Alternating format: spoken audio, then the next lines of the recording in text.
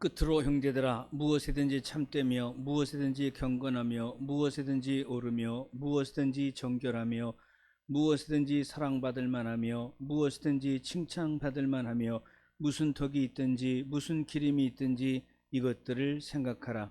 너희는 내게 배우고 받고 듣고 본 바를 행하라.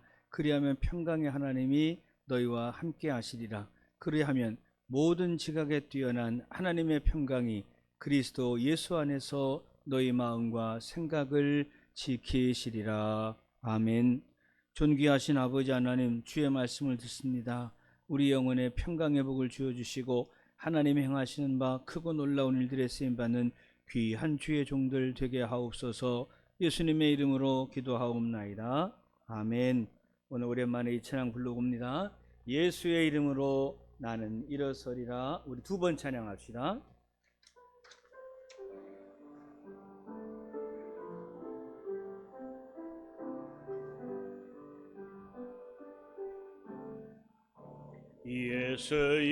예수의 이름으로 나는 일어서리라. 주가 주신 능력으로 나는 일어서리라. 원수가 날 향해 와도 쓰러지지 않으리. 주가 주신 능력으로 주가 주신 능력으로 주가 주신 능력으로 일어서리. 예수의 이름으로 나는 일어서리라. 주가 주신 능력으로 나는 일어서리라. 원수가 날 향해 와도 쓰러지지 않으리. 주가 주신 능력으로 주가 주신 능력으로 주가 주신 능력으로 일어서리. 아멘. 400장 찬송, 우리 신앙 고백 드리고 400장 찬송 드리겠습니다. 다 함께 신앙 고백 드리겠습니다. 나는 전능하신 아버지 하나님 천지의 창조주를 믿습니다. 나는 그의 유일하신 아들 우리 주 예수 그리스도를 믿습니다. 그는 성령으로 잉태되어 동정녀 마리아에게서 나시고 본디오 빌라도에게 고난을 받아 십자가에 못 박혀 죽으시고 장사된 지 사흘 만에 죽은 자 가운데서 다시 살아나셨으며 하늘에 오르시어 전능하신 아버지 하나님 우편에 앉아 계시다가 거기로부터 살아있는 자와 죽은 자를 심판하러 오십니다. 나는 성령을 믿으며 거룩한 공교회와 성도의 교제와 죄를 용서받는 것과 몸의 부활과 영생을 믿습니다. 아멘. 험한 시험 물속에서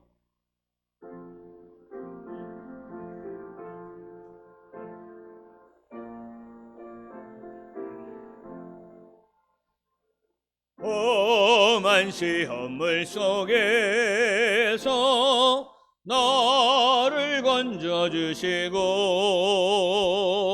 노한 풍랑 지나도록 나를 숨겨주소서. 주여 나를 돌보시사 고이 품어주시고 험한 풍파 지나도록 나를 숨겨주소서.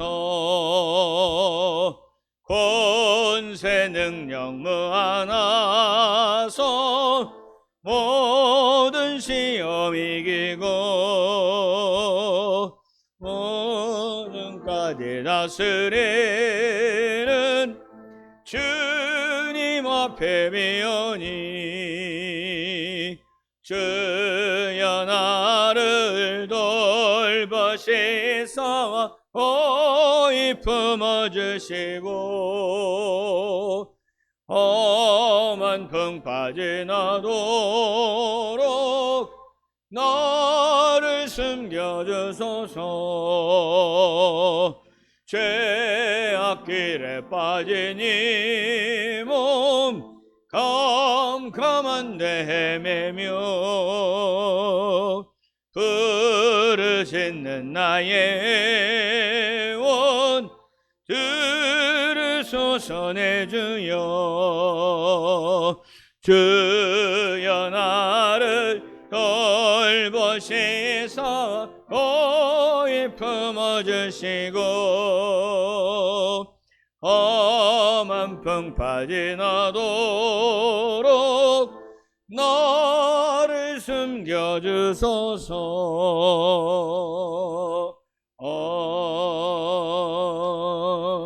아멘. 오늘 주신 하나님 말씀은 창세기 19장 1절로부터 끝절까지의 말씀입니다. 본문이 상당히 긴데요. 일단 찾아보시죠. 창세기 19장 1절로부터 끝절까지인데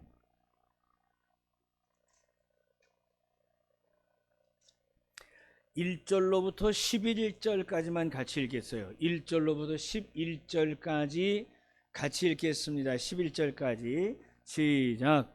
저녁 때에 그 두 천사가 소돔에 이르니 마침 롯이 소돔 성문에 앉아 있다가 그들을 보고 일어나 영접하고 땅에 엎드려 절하며 이르되 내 주여 돌이켜 종의 집으로 들어와 발을 씻고 주무시고 일찍 일어나 갈 길을 가소서.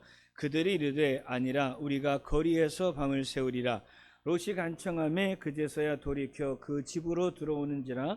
롯이 그들을 위하여 식탁을 베풀고 무교병을 구우니 그들이 먹이니라.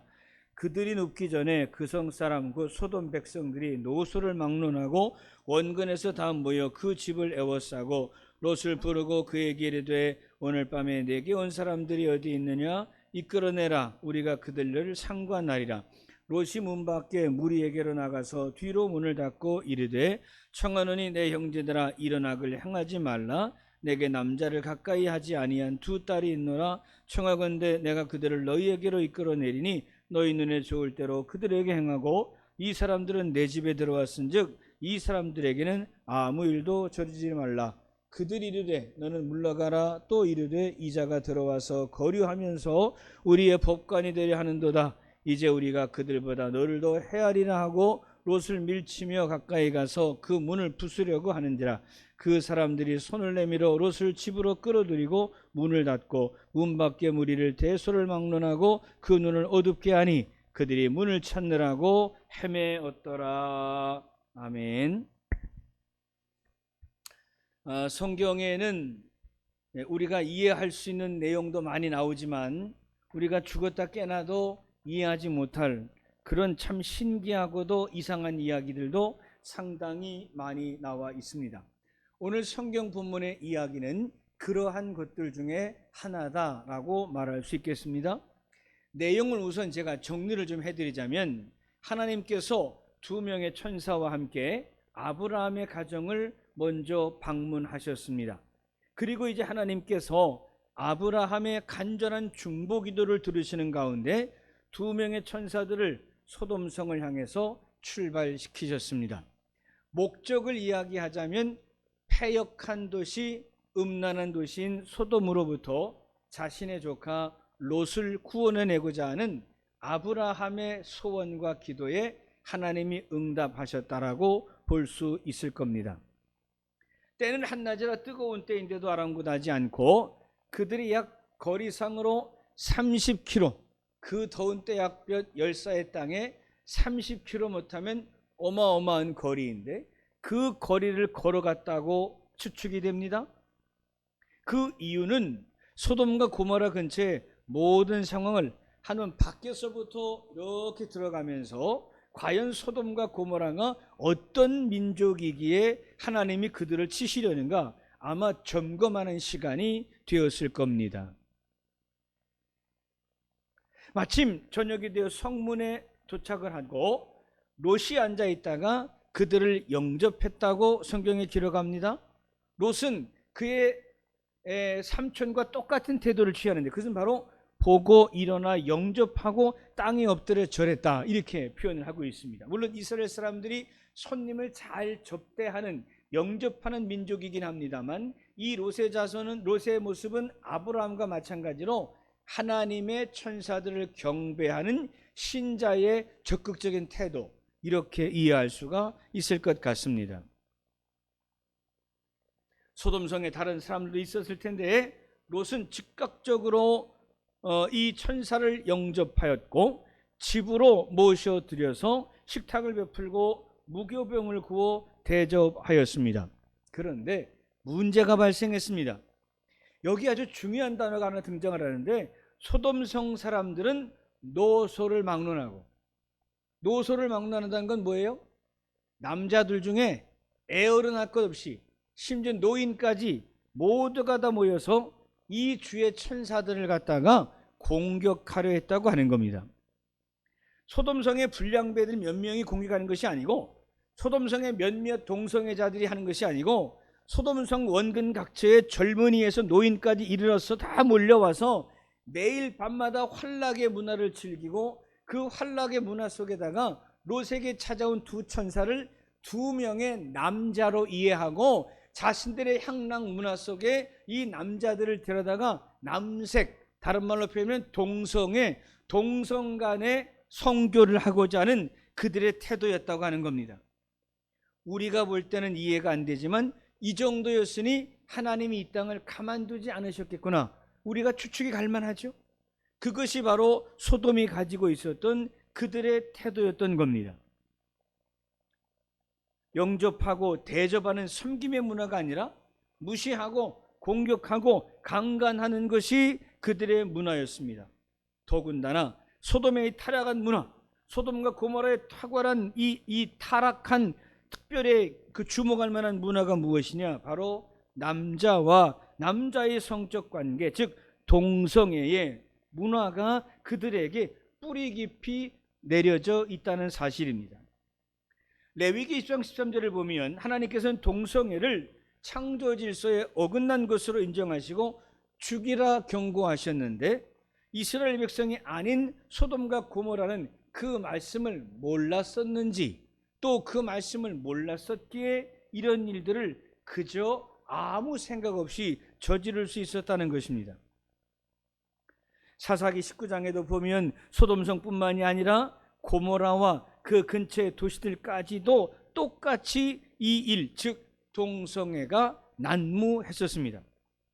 훗날 모세가 출애굽을 하고 여호수아가 가나안에 정착했을 때 사사의 시대, 우리가 잘 알죠? 사사의 시대, 그 사사의 시대 때도 심지어 가나안 땅 사람들이 즐기던 그 동성애가 이스라엘까지 침투하게 된 이야기도 등장을 하고 있습니다.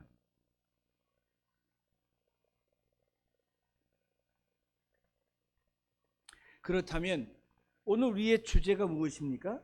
동성애에 대한 성경의 판단입니다. 동성애에 대한 교회의 판단은 두 가지가 있습니다. 첫 번째, 성경의 법칙에 어긋나니까 동성애는 절대로 안 된다, 이건 죄다, 벌받아 마땅하다. 두 번째, 조금 개방적인 시각인데 동성애를 인정하지 않으면 문화를 이해하지 못하고, 문화를 이해하지 못하면 사람들에게 외면당할 것이니 교회를 지키기 위해서라도 어느 정도 동성애를 인정해야 한다, 이게 두 가지 생각들이 지금 있습니다. 그래서 여러분이 들어보신 것처럼 미국의, 그리고 유럽의 몇몇 개혁교회들이 동성애를 인정하고 동성애 목사를 안수하여 세웠다라는 얘기를 들어보신 적이 있을 겁니다. 못 들어보시다면 지금 들어보십시오. 그래서 유럽의 몇몇 교단들, 그리고 또한 이 유럽의 몇몇 교회에서는 어떤 목사가 등장을 했냐, 동성애자 목회자가 이미 등장을 해서 목회를 하고 있는 것이 현재의 모습입니다. 동성애에 대한 이야기는 끝이 없습니다. 왜냐하면 찬반 양론이 너무나도 격렬하게 대항하고 있기 때문입니다. 동성애를 인정하는 사람들의 이유가 있습니다. 이거 여러분 꼭 알고 계셔야 되는 부분인데, 동성애를 인정하는 사람들 또한 동성애를 어느 정도 용납해야 한다고 하는 교회를 그런 주장을 가진 그 신학자들의 입장이 무엇이냐? 첫 번째, 이게 제일 중요한데, 태생적으로 날 때부터 우리 유전 DNA가 있잖아요. 날 때부터 부모님이 예를 들면 뭐 심장질환이 있다 자녀들에게 이렇게 유전이 되는 것처럼, 안타깝게도 태어날 때부터 동성애, 그러니까 이성에 대한 관심보다 동성애에 대한 사랑의 감정을 가지고 태어나는 사람들이 있다는 것이 증명이 됐습니다. 이거 중요한 겁니다. 그러니까 우리는 태어날 때마다 남자가 여자를 좋아하고 남자를 좋아한다, 이거 우리의 상식인데, 태어날 때부터 남자가 남자를, 여자가 여자를 좋아하는, 즉 이성에 대해서가 아니라 동성에 대하여 애정을 갖는 이러한 태생적 사람들이 있다는 것이 과학적으로는 증명이 됐습니다. 자, 그러니까 이것을 가지고 볼 때는 어떻습니까? 그 사람이 뭘 달고 태어났다가 중요한 것이 아니라 그 사람의 마음속에 이미 이성이 아니라 동성에 대한 애정을 가지고 있었다는 것을 어찌 우리가 외면할 수 있느냐라고 말하는 것이죠. 그러니까 이런 시각에 의하면 어떻게 됩니까? 동성애를 인정하는 것이 어느 정도 가하다라는 겁니다. 자, 그런데 문제는 동성애자들의 경우 많은 연구의 결과 정말 태어날 때부터 남자가 아니 여자가 여자를 좋아하고 남자가 남자를 좋아할 수밖에 없는 이런 애정적 성향성을 가지고 태어난 사람들은 모든 동성애자 가운데 5%도 되지 않습니다. 나머지 95%의 동성애자는 어떤 사람입니까? 동성애와 이성애를 같이 가지고 있거나 후일에 청소년기를 지나면서 이성애자였다가 동성애자로 바뀌어져 버리는 환경적 요인이, 경험이, 체험이 또는 어떤 충격이 또는 피해가 그들에게 있었다는 것입니다. 자, 그러니까 5%의 5%, 이 지구상의 모든 인구를 얘기하는 게 아니에요.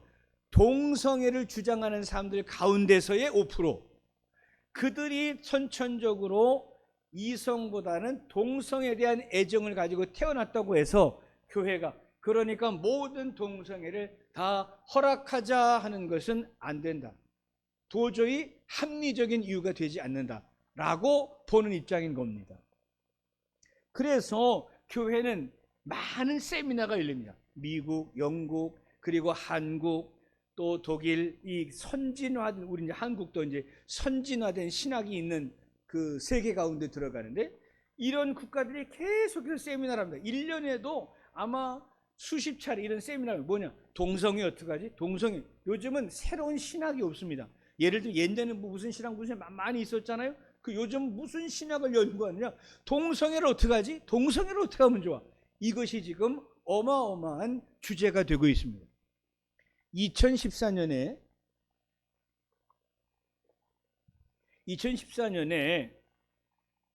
교황청에서 주교회의가 열렸습니다. 이 주교회의에는 추기경들이 모여서 가톨릭의 신학을 결정하는 것입니다. 아주 중요한, 여러분이 아시는 것처럼 사실 전 세계로 보면 개신교인보다 가톨릭 인구가, 로만 가톨릭 인구가 훨씬 더 많습니다. 아시죠? 로만 가톨릭이 훨씬 더 많습니다. 로마 가톨릭보다 이슬람이 또 많습니다. 잘 알고 계시는, 세계 인구 가운데 이슬람이 제일 많습니다. 그 다음은 로마 가톨릭입니다. 그 다음은 불교입니다. 그리고 나서 개신교회, 우리가 다니는 장로교, 합리교 이런 것들이 들어가게 되는 거예요. 그런데 가장 거대한 숫자를 자랑하는 이 로마 교황청 2014년 이 추기경 회의에서 동성애를 인정하지 말자 회의가 있었습니다. 결과가 어떻게 되느냐? 62대 48. 며칠하고요? 62대 48로 부결됐습니다. 잘못 얘기. 62대 38. 62대 38로 부결해 주세요. 동성애는 죄다. 자, 그런데 보세요. 62대 38. 2022년 시간이 지나고 또 모이게 되면 어떻게 될 것 같으세요? 지금은 회의를 못하고 있지만 회의를 하게 되면 어떤 경우냐? 뒤바뀌. 그러면 카톨릭에서, 로마 카톨릭에서 이제 동성애 신부 인정하고, 몇몇 나라에서는 교황의 명령 없이 그냥 동성애 신부를 안수를 한다. 뭐라고 그래? 해가지고 신부를 만들어 버렸거든요. 만약에 15억이 넘는 이 가톨릭 인구 가운데 우리나라도 가톨릭 인구가 300만이 넘습니다. 이 사람들이 만일 동성애를 인정하고 모든 동성애자들을 받아들이고 허락하라. 동성애는 죄가 아니다. 성경에는 죄지만 시절이 바뀌고 문화가 달라졌으니 죄라고 인정할 수 없다. 이렇게 교황이 얘기하는 순간 어떤 질서가 새롭게 생기겠습니까? 지금 우리는 어마어마한 갈등과 분열의 시대를 살고 있는 것입니다. 그렇다면 외국의 예를 이 정도 이야기하고 우리나라 한국 교회의 입장을, 교단과 이런 것을 초월해서 몇몇 가지 시각들을 우리가 보고자 합니다. 우선 우리 교단입니다. 우리 교단의 신학자들의 입장은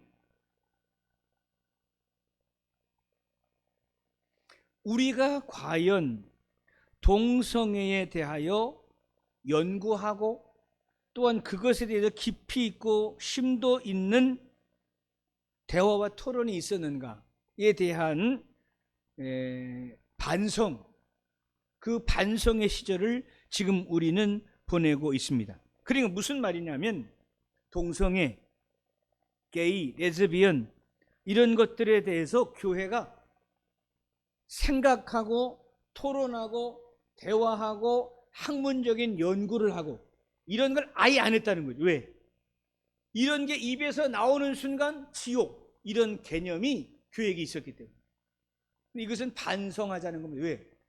너무너무 중요한 주제인데 이 중요한 주제를 그냥 타부시해서 입에서 나오기만 해도 지옥이라는 보수적 신앙을 가지고 이런 것들을 대화하고 토론하고 연구하고 신학을 만드는 한국교회 아예 안 했었으니 반성하잖아요. 이런 때가 오기 전에 연구가 심도하게 이루어지고 이것에 대한 상담학, 이것에 대한 인문학, 이것에 대한 정신의학이 발전할 수 있도록 교회가 돕지 못했기 때문에 이 혼란의 시대에 아무것도 할 수 없는, 팔과 다리가 잘려버린, 입이 닫혀버린 교회가 됐으니 우리가 게을렀다, 실패했다, 무능했다, 이런 고백의 때를 우리 교단은 지금 지나고 있습니다. 그래서 지금부터 벌써 10년 가까이 된 한 7년 전인가 이제 우리 교단 신학인 장신대에서 이제 학부생 몇몇과 신대원생들이 이제 무지개가 동성애를 옹호하는 것인 줄 아시죠? 이 무지개 플랜카드를 걸고 이제 시위를 했다가 그 신대원생들이 모두 다 제적이 당하는, 잘려버린 일들이 일어났어요. 그리고 나서 그거로 끝나지 않고 이제 빌미를 줬잖아요. 그런 동성애 옹호안에 다 잘라버리니까 사회가, 인권단체가, 국가가 여기에 또 합세를 해버렸어요. 소송이 걸려가지고 지금 장신대를 향해서 끊임없이 어마어마한 법적, 국가적, 인권 이런 것들로 인해 가지고 지금 계속 전쟁을 치르고 있는 그런 가운데 있어요. 지금 장신대 교수들도 양쪽으로 나뉘어 가지고요. 지금 양쪽으로 나뉘어 가지고 서로 고소고발이 들어가면서 어마어마한 혼란의 시대를 지금 겪고 있어요. 이게 바로 한국 교회가 겪고 있는 혼돈의 시대예요. 어떻게 할 거냐 말이에요. 연구한 적도 없고 대화한 적도 없고 토론한 적도 없고 세미나도 없고 신학도 없으니 이제 와서 어떻게 할 것이냐. 반성이 지금 우리 교단 가운데 이루어지고 있다는 것입니다.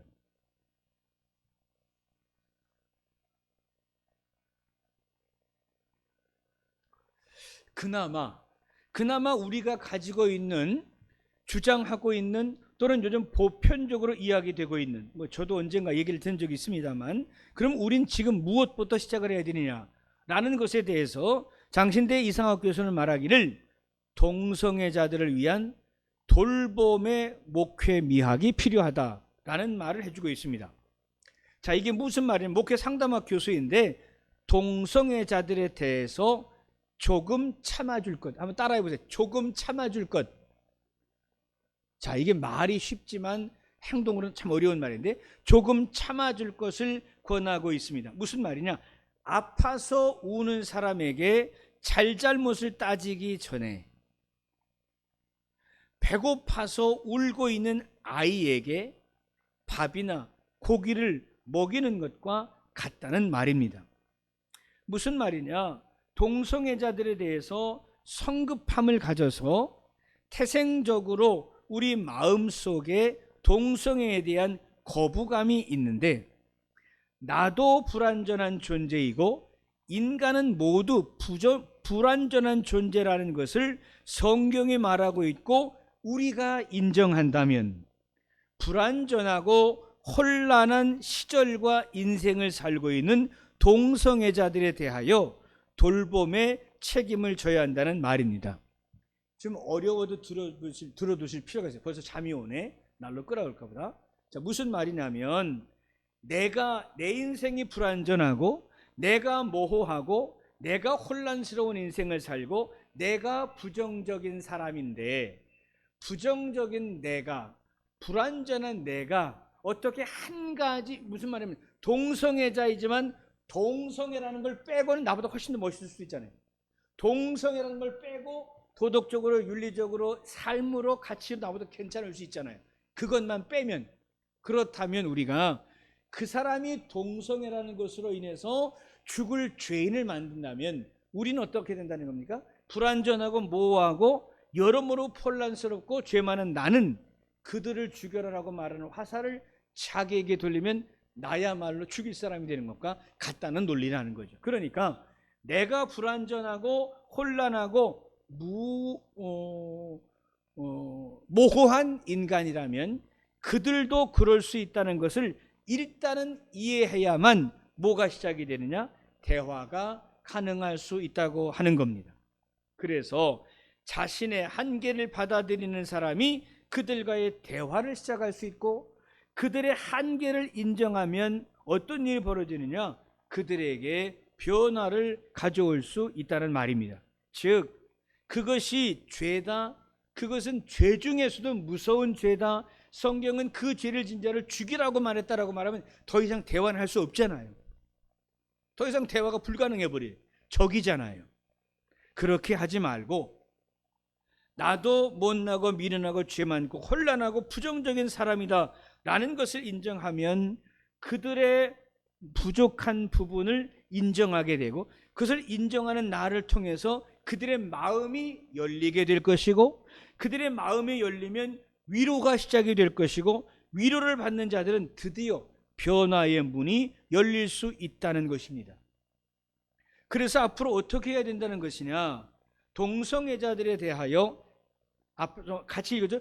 조금 참아줄 것. 그러니까 당장 칼을 들어 죽이고 싶은, 아니면 그들에게 돌을 던져서 이 지구상의 동성애를 다 없애버리고 싶은 이 내 안에 있는 나름대로의 성경적 정토성, 이것을 조금 참으면서 그들을 향하여 눈을 열고 마음을 열어서 어떻게 하면 그들에게 변화와 위로와 새로운 인생을 살 수 있는 일에 도움이 될 수 있을까? 그것을 세상에게, 불신자들에게 넘겨버리지 말고 그리스도인, 예수 그리스도의 십자가의 사랑을 가진 내가 그 누구보다도 그들을 향하여 마음을 열고 나의 부정직함과 혼란과 불완전함을 인정하여 그들을 위로할 수 있다면, 그 위로받는 자들 가운데에 얼마나 많은 사람들이 다시 정상적인 인류로서의 삶을 살 수 있지 않을까? 그것에 대한 노력과 수고를 교회는 해야 한다. 이것이 지금 우리가 가지고 있는 태도입니다. 마지막으로 한 가지, 동성애를 자극하는, 동성애를 부추기는 제1 원인이 뭘 것 같습니까? 이 연구가 나와 있어요. 동성애를 부추기고 동성애를 제일 많이 홍보하는 뭘까요? 젊은 사람 뭘 것 같아요? 영화예요, 영화. 영화, 심지어 TV 드라마까지 계속해서 동성애가 등장을 하고 동성애를 아름답게 포장하기도 하고 동성애를 그렇게 선전 홍보하는 것이 영화라는 도구. 여러분, 이 사회주의자 가운데, 공산주의자, 사회주의자 가운데 레닌이라는 사람이 있죠. 레닌이 한 말이 있습니다. 레닌이 말하기를 영화는 가장 힘 있는 예술이다. 어떤 예술보다 가장 힘이 있는 예술이 뭐냐? 영화라는. 그래서 지금 이 시대에 특별히 감성이 발달한 청소년과 젊은이들에게 온전한 영향을 미치려면 동성애를 조장하거나 홍보하거나 동성애를 미화하는 이 영화가 많이 생산되고 있는 이 시대에 어떻게 하면 정상적인 애정, 정상적인 사랑이라는 것이 표현될 수 있을까? 인간의 이성에 대한 온전하고도 정상적인 사랑을 이야기할 만한 영화들이 만들어질 수 있으면 더 좋겠다라는 생각을 하고 있다고 합니다. 왜냐하면 그런 영화는 나가라, 뭐 상영하지 마라 이렇게 돼버리니까 계속 전쟁만 하게 되니까 그렇게 할 것이 아니라 그것에 상대되는 것만큼 더 이성에 대한 사랑, 그리고 온전하고도 행복하고도 아름다운 사랑의 이야기가 적극적으로 만들어져야 그것을 충분히 이겨낼 만한 좋은 도구가 될 수 있을 것이다. 그래서 영화 산업에 대한 기대, 그 기대가 요즘 많이 이렇게 부추겨지고 있다고 합니다. 말씀의 결론을 내립니다. 동성애 참 거대한 파도와 같이 밀려들고 있습니다. 교회가 어떻게 할 것인가? 앞서 말씀드린 것처럼 조금 참아줄 것, 그리고 나를 돌아보아 함부로 정죄하는 일을 멈출 것, 그리고 끈기 있게 그들의 변화를 위해 대화와 위로를 시작할 것. 이것이 지금 우리 교단 또는 이 시대의 보편적인 교회들이 가지고 있는 시각입니다. 우리의 마음에 우리의 신앙의 기준이 동성애에 대해, 왜냐하면 성경에는 동성애를 인정하거나 동성애에 대해서 긍정적인 성경 구절은 전혀 없습니다. 제가 설교 준비해서 찾아보니까 성경에 동성애에 대한 하나님의 징벌, 그 동성애에 대한 반대가 신구약을 합쳐서 8번인가 나온대요. 그 8번의 모든 이야기가 어떻게 나와지냐? 동성애는 가장 극렬한 죄예요. 성경은 분명히 동성애는 가장 무시무시한 죄. 동성애자 앞에 놓고 성경은 동성애를 가장 무서운 죄라고 여깁니다. 이 지구상의 어떤 죄보다 동성애는 가장 무서운 죄야. 너는 돌로 쳐 죽여야 돼 라고 말해버리면 어떻게 됩니까? 교회는 그들과 원수가 되고 그로 인해서 모든 약자 또 여러 모양의 피해자들은 교회와 등을 지지 않겠습니까? 그러니까 신자들의 마음의 기준은 하나님이 원하시는 것이 아니라 하나님이 미워하시는 죄야. 그 원칙은 우리의 신앙과 사상에 뿌리 깊이 교육 훈련시켜 놓되 우리의 생각과 말과 행동은 그들에게 대하여 조금 참아주며 나의 한계와 불완전과 혼돈성을 이해하여 그들의 문제를 받아들이고 어떻게 하면 그들에게 위로와 변화와 또한 긍정적인 인생으로의 전환을 우리가 도와줄 수 있을까? 이것에 대한 참으로 오랜 그리고 치밀한 연구와 또한 방법론들이 개발이 되어야 할 중요한 시대에 와 있다. 이것을 말씀드리고자 합니다. 앞서 말씀드릴 때 그런 말씀을 드렸습니다. 요즘은 신학이 없다. 이게 무슨 말이냐면 어떤 논쟁도 요즘은 없습니다. 교단적으로나 나라적으로 어떤 것도 신학적인 갈등 또는 신학의 주제가 되지 않습니다. 무조건 이 시대의 제1 신학의 주제는 동성애예요. 그만큼 이 문제가 교회에게는 교회의 모든 신학의 제일 앞에 동성애의 문제를 신학적으로 어떻게 해결할 것인가, 이것이 지금 우리의 숙제입니다. 우리 각자야말로 신앙생활 열심히 하면서 교회 잘 다니고 있으니까, 이 어려운 코로나 때에도 다 교회를 버리고 주를 버려도 나는 주님께 나와 예배하고 있으니까 나는 문제 없다.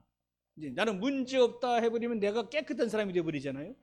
그렇게 하지 말고, 내가 못나고 미련하고 불완전하고 무능하고 죄 많은 인생이다, 이걸 다시 한번 생각하면서 그 죄를 지은 자들, 그 죄를 가지고 있는, 죄의 문제를 가지고 있는 자들에 대하여 조금 참고 또한 기다리며 어떻게 하면 그들에게 정상적이며 하나님이 기뻐하시는 인생을 살 수 있을까에 대한 너그러운 마음과 또한 위로, 그리고 그들과의 대화를 멈추지 말아야 한다.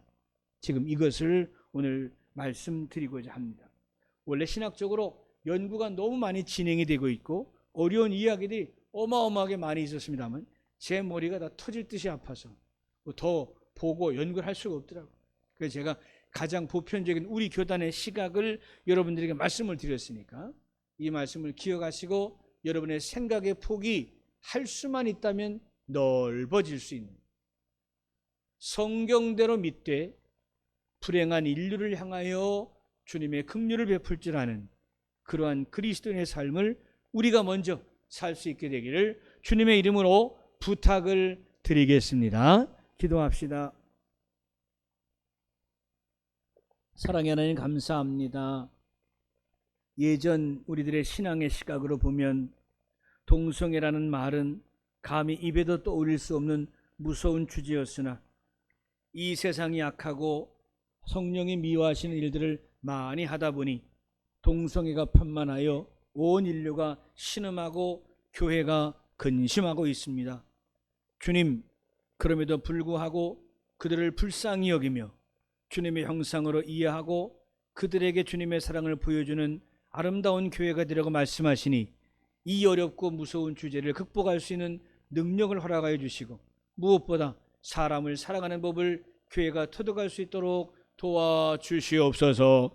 예수님의 이름으로 기도하옵나이다. 아멘.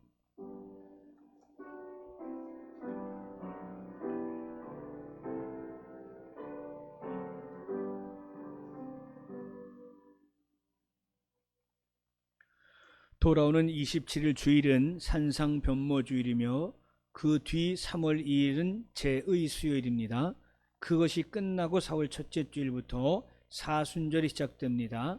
교회력을 기억하시고 기도와 생활의 기준을 삼으시기 바랍니다.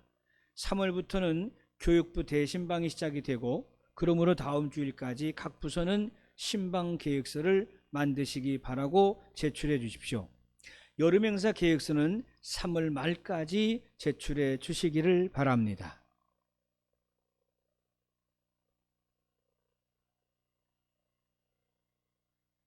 내일이 24일이죠? 맞죠? 내일은 서울 시차례가 있었네요. 시차례가 있어서 저하고 장로님이 참석하도록 하겠습니다. 예수의 이름으로 다시 찬양하겠습니다. 예수의 이름으로 보여주십시오. 네.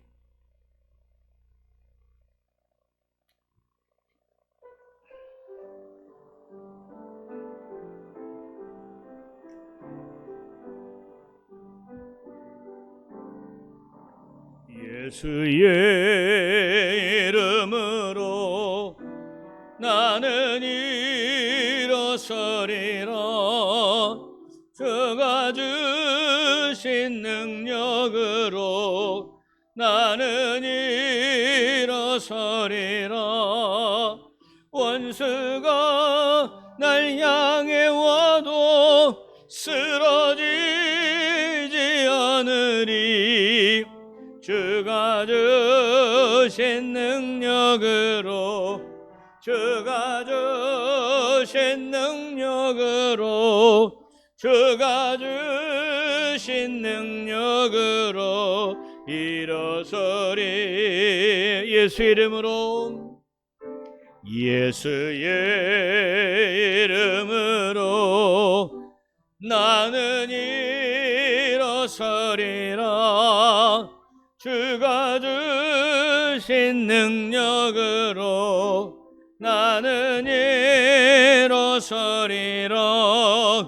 원수가 날 향해 와도 쓰러지지 않으리. 주가 주신 능력으로, 주가 주신 능력으로, 주가 주신 능력으로 일어서리.